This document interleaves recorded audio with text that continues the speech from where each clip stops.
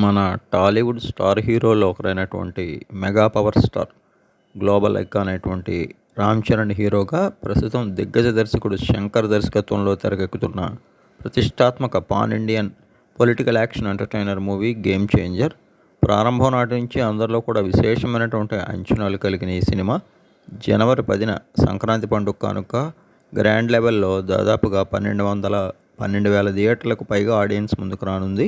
ఇప్పటికే గ్రాండ్ లెవెల్లో అంచనాలతో పాటు బిజినెస్ పరంగా కూడా ఎంతో క్రేజ్ సంతరించుకుంది గేమ్ చేంజర్ మూవీ. ఇక ఈ మూవీలో రామ్ చరణ్, రామ్ నందన్ ఐఏఎస్, అలానే అప్పన్న అనేటువంటి 2 పాత్రల్లో కనిపించనుండగా బాలీవుడ్ అందాల కథానాయిక కియారా అద్వానీ ఇందులో హీరోయిన్గా నటిస్తున్నారు.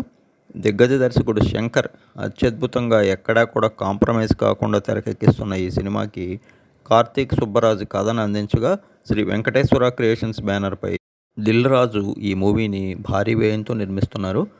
తప్పకుండా ఈ పొలిటికల్ యాక్షన్ ఎంటర్టైనర్ మూవీ జనవరి 10న సంక్రాంతి కానుకగా రిలీజ్ అనంతరం అందరి అంచనాలు అందుకుని బాక్సాఫీస్ వద్ద భారీ బ్లాక్ బస్టర్ కొట్టడం ఖాయమని యూనిట్ అయితే ధీమా వ్యక్తం చేస్తోంది.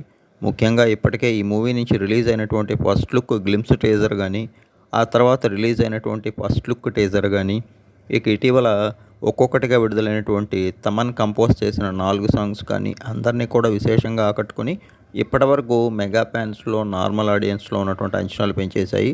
మరి రిలీజ్ అనంతరం ఈ మూవీ ఏ స్థాయి సక్సెస్ అందుకుంటుందో తెలియాలి అంటే మరొక 15 రోజుల వరకు వెయిట్ చేయక తప్పదు.